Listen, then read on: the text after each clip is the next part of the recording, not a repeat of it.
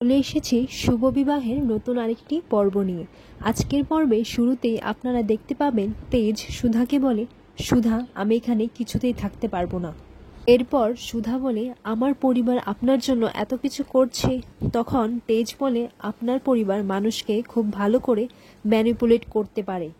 সুধা বলে, ম্যানিপুলেট মানে আপনি কি বলতে চাইছেন? তখন তেজ বলে, বলতে চাইছি যে আপনার পরিবার এই সত্যিটাকে এত ভালো করে ধামাচাপা দিয়ে এই বিয়েটা দিয়েছেন, কিন্তু এত সহজে তেজ বসু মল্লিককে ম্যানিপুলেট করা যাবে না। একবার বিশ্বাস করে ঠকেছি, আর চান্স দেব না আমি আপনাদের। অন্যদিকে দেখা যায় কাতলা আর তার ভাই তেজের থেকে তার বদলা নেওয়ার জন্য উন্মাদ হয়ে উঠেছে। তারা দুজনেই তেজকে মারার প্ল্যান করে। আর এদিকে দেখা যায় তেজ সুধাকে বলে, এবার আপনি বুঝুন আপনি আপনার বাড়ির লোককে কি বলবেন, কারণ আমি আর এখানে এক মুহূর্তও থাকবো না।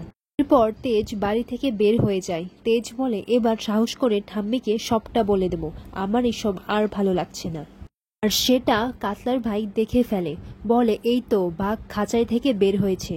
এদিকে বাড়িতে তেজ বের হওয়াতে সবাই সুধাকে প্রশ্ন করতে শুরু করে। সুধার জেঠিমণি বলে, এই সুধা, মুখে সুপুরি গুজে আছিস কেন, বল কেন চলে গেছে? এরপর সুধা বলে, কেন তোমরা ভয় পাচ্ছ তাই না? আমার এই বিয়েটা ভেঙে গেলে তোমাদের তো আবারও নাক কাটা যাবে, আমি আবারও তোমাদের উপর বোঝা হয়ে যাব, এই ভয়টাই তো পাচ্ছ।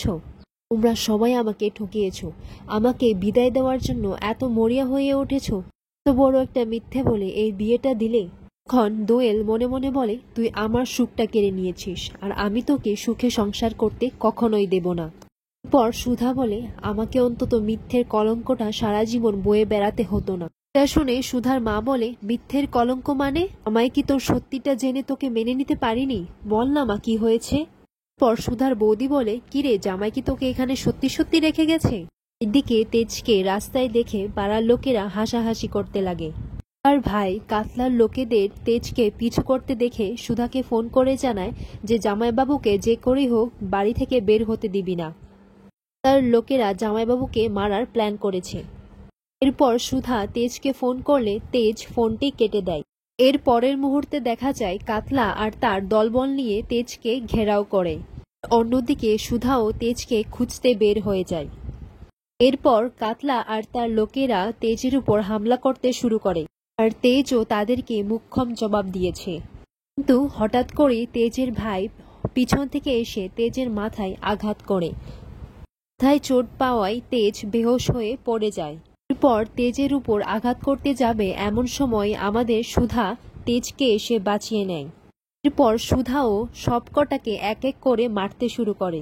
পর কাতলা একটি পাথর নিয়ে এসে তেজকে মারতে যাবে এমন সময় সুধা এর সামনে চলে আসে। সুধা বলে, এনাকে মারতে গেলে আগে তুমি আমাকে মারো, আমাকে মেরেই সব শেষ করে দাও। তখন তেজ বলে, আপনি কি পাগল হয়ে গেছেন নাকি, আপনি এখান থেকে সরে যান। কাতলা বলে, তুমি এখান থেকে সরে যাও সুধা, আমি শেষবারের মতো বলছি। এরপর কাতলা বলে, তুমি আমাকে ঠকিয়েছ, তোমার সাথে আমার বিয়ে হবার কথা ছিল, আর তুমি আমাকে বিয়ে না করে এই লোকটাকে বিয়ে করেছ, এই শুধু আমার। এটা শুনে সুধা কাতলাকে এক চড় মেরে বসে। সুধা বলে, আমি থাকতে মিস্টার বসু মল্লিকের ক্ষতি কাউকে করতে দেব না। ওনার সাথে আমার অগ্নি সাক্ষী করে বিয়ে হয়েছে, আমি থাকতে ওনার ক্ষতি আমি হতে দেব না। এই সিঁদুরে কতটা ক্ষমতা আছে তুমি জানো না কাতলাদা। আর এখানেই আজকের পর্বটি শেষ হয়।